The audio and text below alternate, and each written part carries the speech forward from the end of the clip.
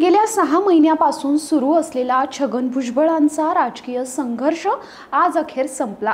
राजभवनात आज सकाळी 10 वाजता मी छगन भुजबळ शपथ घेतो की हे स्वर घुमले आणि अखेर 6 महिन्यांच्या संघर्षानंतर, राजकीय नाराजी नाट्यानंतर, पक्ष सोडायच्या बातम्यानंतर छगन भुजबळांच्या गळ्यात अखेर मंत्रिपदाची माळ पडली आणि ज्याचा शेवट गोड त्याचं सगळं काही गोड असं म्हणत छगन भुजबळांनी गेल्या 6 महिन्यातल्या कटू आठवणींवर अखेर पडदा टाकला।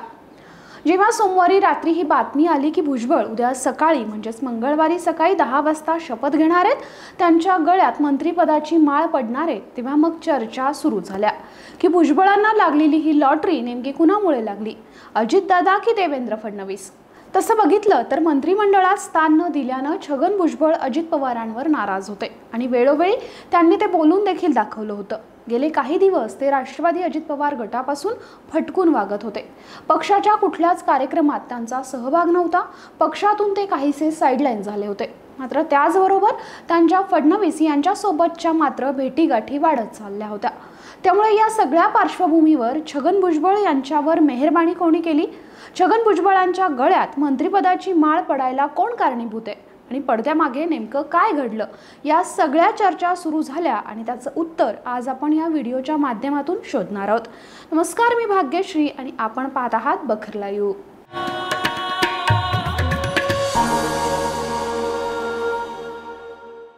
छगन भुजबळ महाराष्ट्रातील दिग्गज नेते, महापौर ते उपमुख्यमंत्री असा प्रवास करणारे भुजबळ यांचा राजकीय संघर्ष हा सर्वांना माहिती आहे। बाळासाहेब ठाकरे हयात असताना शिवसेनेत पहिल्यांदा बंड करणारे भुजबळ हे कायमच आक्रमक नेते म्हणून ओळखले जातात। भुजबळ यांची दुसरी ओळख म्हणजे कणखर असणारे ओबीसी नेते, ते ओबीसीचा चेहरा म्हणून महाराष्ट्राला परिचित आहेत। भुजबळ यांची राजकारणाची सुरुवात ही शिवसेना पक्षातून झाली। त्यांनी शिवसेनेच्या तिकिटावर 1973 ला मुंबई महापालिकेत नगरसेवक म्हणून ते निवडून गेले। त्यानंतर 1973 ते 84 या काळात त्यांनी मुंबई महापालिकेत विरोधी पक्षनेता म्हणून काम केलं। त्यानंतर 1985 ला पहिल्यांदा तर 1991 मध्ये दुसऱ्यांदा त्यांनी मुंबईचं महापौर होण्याचा त्यांना मान मिळाला। त्यानंतर 1995 ला विधानसभेच्या कार्यकाळात राज्याच्या महसूल मंत्री, गृहनिर्माण आणि झोपडपट्टी सुधारणा या खात्याचे मंत्री म्हणून त्यांनी काम केलं। त्यानंतर भुजबळ यांनी शिवसेना सोडून राष्ट्रवादीत प्रवेश केला। त्यानंतर राज्यात भाजपा शिवसेना युतीचं सरकार आल्यावर त्यांची एप्रिल 1996 ला विधान परिषदेच्या विरोधी पक्षनेतेपदी निवड झाली। भुजबळांनी 3 वेळा महाराष्ट्राचं उपमुख्यमंत्रीपद भूषवलंय। दरम्यान ज्यावेळी अजित पवारांनी बंड केलं त्यावेळी छगन भुजबळ हे नेमके कुठल्या गटात जातील याची चर्चा सुरू झाली होती। दरम्यान शरद पवारांनी त्यावेळी छगन भुजबळांना आपली भूमिका विचारायला फोनही केला असं सांगितलं जातं। तेव्हा मी जरा तिकडचं बघून येतो असं भुजबळ शरद पवारांना म्हणाले होते। मात्र ते काही आलेच नाही, तर त्यांनी डायरेक्ट त्यावेळी मंत्रिपदाची शपथ घेतली आणि अजित पवारांसोबत जात सरकारमध्ये ते सामील झाले। त्यानंतर मात्र लोकसभेपासूनच छगन भुजबळांचं काहीसं बिनसलं होतं। ती नाराजी तेव्हापासून सुरू झाली होती। छगन भुजबळ यांना नाशिक लोकसभा मतदारसंघातून निवडणूक लढवण्याची इच्छा होती। केंद्रीय गृहमंत्री अमित शहांनी स्वतः भुजबळांचं नाव सुचवलं होतं आणि अजित पवारांनाही त्यांना नाशिकमधून तयारी करण्यास सांगितलं होतं। मात्र महायुतीमधील भाजप, शिवसेना, शिंदे गट आणि राष्ट्रवादी काँग्रेस अंतर्गत धुसफुशीमुळे नाशिकचा उमेदवार लवकर ठरत नव्हता। शिंदे गटानेही या मतदारसंघावर दावा केला होता।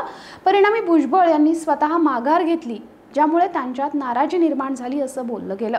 त्यानंतर मात्र विधानसभा निवडणुका झाल्या, महायुतीला भरभरून यश मिळालं, तेव्हा मात्र मंत्रिमंडळात स्थान मिळालं नाही आणि तेव्हापासून भुजबळांची थेट भूमिका घेत नाराजी व्यक्त करायला सुरुवात केली।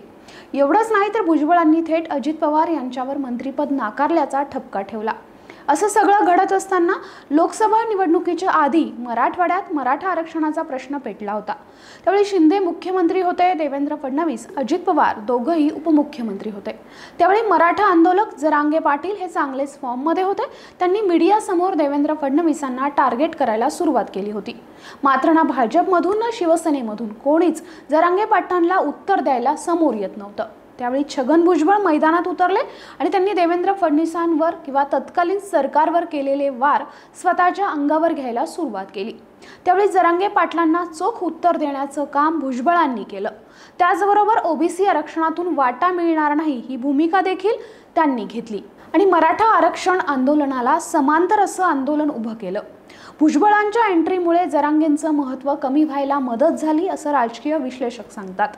जरांगे पाटील यांनी त्यावेळी फक्त देवेंद्र फडणवीस यांना टार्गेट करत होते, त्यामुळे भुजबळ आल्यानं एकूणच या संघर्षात देवेंद्र फडणवीसांना अप्रत्यक्ष मदत झाली आणि मग तिथूनच छगन भुजबळ आणि देवेंद्र फडणवीस यांच्यामधली जवळीक वाढत गेली की काय, हा देखील आता प्रश्न आहे। ज्यावेळी भुजबळ यांना मंत्रिमंडळात स्थान मिळालं नाही त्यावेळी छगन भुजबळ हे अजित पवारांना भेटलेच नाही। उलट त्यांनी देवेंद्र फडणवीसांची भेट घेतली आणि देवेंद्र फडणवीस म्हणाले की 2-3 महिन्यात सगळं ठीक होईल अशी प्रतिक्रिया त्यावेळी भुजबळांनी माध्यमांना दिली होती। त्यामुळे भुजबळांना मिळालेल्या या मंत्रिपदाच्या लॉटरीत देवेंद्र फडणवीसांचा हात आहे का? देवेंद्र फडणवीस यांच्या मर्जीत राहिल्यामुळेच भुजबळांना हे मंत्रिपद मिळालंय का, की अजित पवारांना आता धनंजय मुंडे नंतर राज्यातला मोठा ओबीसी चेहरा म्हणून भुजबळांशिवाय पर्याय नव्हता? हो घातलेल्या स्थानिक स्वराज्य संस्थांच्या निवडणुकीत महायुतीला ओबीसी नेता म्हणून भुजबळांची गरज होती का, असे सगळे प्रश्न आता निर्माण होतात। हळूहळू त्याची उत्तरं आपल्याला मिळतीलच। मात्र तुम्हाला काय वाटतं, भुजबळांना मंत्रिपद अजित पवारांमुळे मिळालंय की देवेंद्र फडणवीसांमुळे मिळालंय? कमेंट करून नक्की सांगा। आमचा हा व्हिडिओ आवडला असेल तर लाईक, शेअर आणि सबस्क्राईब करायला विसरू नका। धन्यवाद। समाजकारण, प्रशासन आणि राजकारणातल्या अचूक विश्लेषणासाठी बखर लाईव्हच्या सोशल मीडिया प्लॅटफॉर्म्सना लाईक, फॉलो आणि सबस्क्राईब करा।